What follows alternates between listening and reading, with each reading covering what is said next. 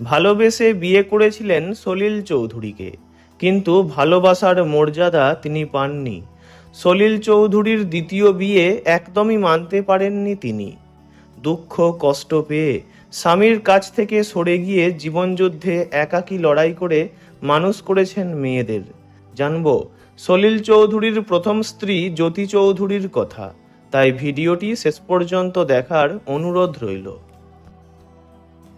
জ্যোতি চৌধুরী কেবলমাত্র সুরকার গীতিকার সলিল চৌধুরীর প্রথম স্ত্রী ছিলেন না, তিনি ছিলেন একজন দক্ষ চিত্রশিল্পী। কলকাতার গভর্নমেন্ট আর্ট কলেজে লেখাপড়া করেছেন, তবে সেকেন্ড ইয়ারে পড়ার সময় বিয়ে হয়ে যাওয়ায় পড়া কমপ্লিট করতে পারেননি। সিরাজউদ্দৌলা নাটকে যখন সঙ্গীত পরিচালক হয়ে সলিল চৌধুরী কাজ করছিলেন, তখন তাঁদের দুজনের আলাপ হয়েছিল। তারপর ভালোবেসে 1953 সালে বিয়ে করেন তাঁরা। পরিবারের মত ছিল না, কারণ তাদের কাছে সলিল বাবু তখন আইপিটিএ করে বেড়ানো বাউন্ডুলে ছেলে। বাড়ির তীব্র আপত্তি থাকা সত্ত্বেও সলিল চৌধুরীকে বিয়ে করে স্বামী ও বিধবা শাশুড়িকে নিয়ে ভবানীপুরের পৈতৃক বাড়ি ছেড়ে জ্যোতি দেবী পাড়ি দেন বোম্বে শহরে। দিনের পর দিন একার রোজগারে সংসার চালিয়েও বাগান ঘেরা বাড়ি বানিয়েছিলেন, নাম সুর ছায়া। চাঁদের হাট বসত সেই বাড়িতে। আইপিটিএর আসরে আসতেন সবিতা চৌধুরী। এই সবিতা চৌধুরীর সঙ্গেই সম্পর্কে জড়িয়ে পড়েন সলিল চৌধুরী এবং তাকে বিয়েও করে নেন। তখন বিবাহ আইন এতটা কড়া ছিল না। স্বামীর এমন কাজে মানসিকভাবে ভেঙে পড়েন জ্যোতি চৌধুরী। রাগে দুঃখে চরম অপমানে বাড়ি ছাড়েন তিনি। বান্দ্রায় নিজের ফ্ল্যাট কিনে রাতারাতি 3 মেয়েকে নিয়ে সরে যান সলিল চৌধুরীর জীবন থেকে। তাঁর 3 মেয়ের নাম অলকা, তুলিকা আর লিপিকা। আর্থিক টানাপোড়েনের মধ্যেই বড় করেন 3 মেয়েকে। কখনোই সলিল চৌধুরীর কাছে সাহায্য চাননি।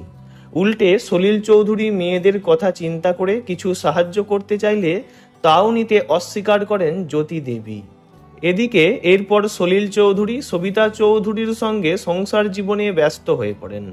সবিতা চৌধুরী ছিলেন একজন গায়িকা। তাঁদের 2 পুত্র সুকান্ত এবং সঞ্জয় আর 2 মেয়ে অন্তরা ও সঞ্চারী। ছেলে সঞ্জয় সঙ্গীত পরিচালক, মেয়ে অন্তরা চৌধুরী গায়িকা। যাই হোক, মানসিক যন্ত্রণা থেকে একসময় কিছুটা মেমোরি লসের শিকার হন জ্যোতি চৌধুরী। চাকরিও ছাড়তে হয়। অনেক কষ্ট করে মেয়েদের মানুষ করেন, তাঁদের বিয়েও দেন। মেয়েরা নিজেরাও কাজের জগতে প্রতিষ্ঠিত। 2 মেয়ে লিপিকা, তুলিকা বিদেশে থাকেন, আর মেয়ে অলকা মুম্বাইতে মায়ের বাড়িতেই থাকেন। শেষ জীবনে জ্যোতি চৌধুরী মেয়ে লিপিকার সঙ্গেই সময় কাটিয়েছেন বেশি। নাতি নাতনিদের নিয়ে ভরা সংসার ছিল তাঁর। সলিল চৌধুরী প্রয়াত হন 1995 সালে। সবিতা চৌধুরী চলে গেছেন 2017 সালে। আর জ্যোতি দেবী 7ই জানুয়ারি 2023 সালে নানান রকম বার্ধক্যজনিত অসুস্থতায় ভুগে নিজের বাড়িতেই প্রয়াত হন। মৃত্যুকালে তাঁর বয়স হয়েছিল 94 বছর। এই ভিডিও দ্বারা ওনাকে জানাই আন্তরিক শ্রদ্ধা। ভিডিওটি ভালো লাগলে লাইক করবেন, অন্য কারো বিষয়ে জানতে কমেন্ট করবেন, আর এমনই সব ভিডিও পেতে চ্যানেলটি অবশ্যই সাবস্ক্রাইব করবেন।